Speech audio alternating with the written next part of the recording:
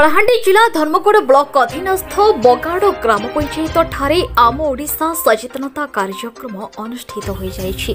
सरकार को एही सचेतनता कार्यक्रम रे धर्मगढ़ विधायक मौस्तुथी बाग मुख्य अतिथि एवं जीपीडीओ देवी प्रसाद मेहर सम्मान्य अतिथि भावे जोग देथिले। एहा सहित बगाड़ सरपंच विनोदिनी गौड़, पीईओ पार्थव माछी, जीआरएस राघवेन्द्र शाह, पूर्वतन सरपंच प्रमिला माछी, सम्मानित शिक्षक विश्वजित बेहेरा, हाथीराम दुर्गा प्रमुख मंच आसी नथिले। उक्त सभा को राजेन्द्र दुरिया परिचालना करिथिबा बळी विभिन्न सांस्कृतिक कार्यक्रम परिवेषण करा जायथिला।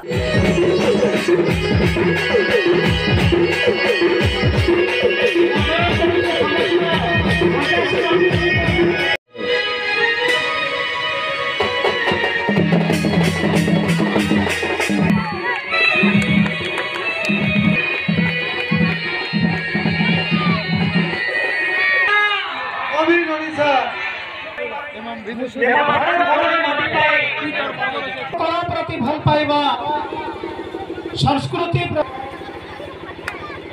विधायक धर्मगढ़ बलिष्ठ उद्यम बल रही माटेर वासना को चतुर्दिग महकाई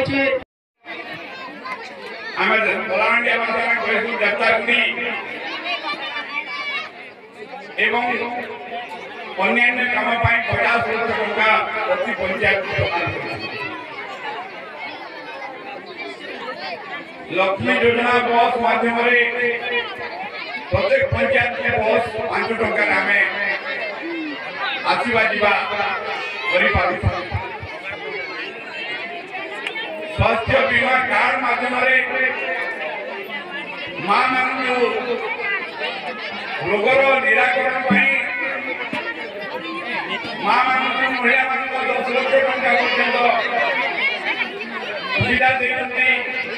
भाई मानक पुरुष मानक 5 लाख टका उज्जवल भविष्य चिंताधारा को 4.5 कोटी ओडिया सकाशे विनियोग करी कार्यक्रम को आपण मानक सम्मुखरे पहुंचाइथिबा जगु निश्चित भाव से प्रशंसनीय कार्यक्रम जगु तांको मु धर्मगढ़ ब्लॉक समस्त कर्मकर्ता समस्त जनसाधारण तरफ अन्य धन्यवाद दे अभिनंदन ज्ञापन करूछि। शिक्षक वृंद भाई मन कोनी समस्त मोर आदि शुभ बेला हार्दिक अभिनंदन ज्ञापन करूछि। आदि हृदयर सहित टिके चिंता करिवार अछि।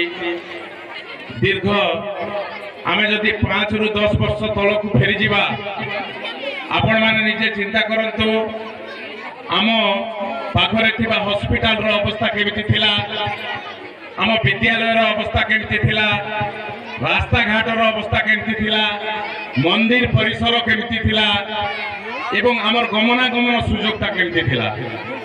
आम एतिकी उदाहरण नेबा खाली बाकी सब डिपार्टमेंट रे परिवर्तन होईछि।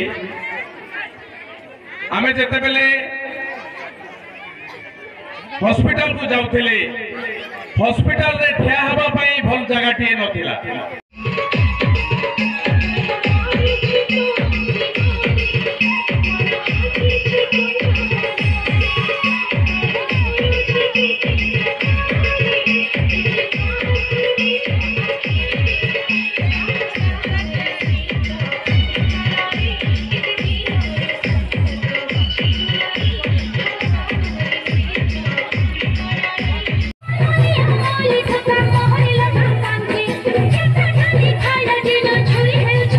कलाहांडी जिलारू चंद्रशेखर पालंक रिपोर्ट न्यूज उपांत खबर।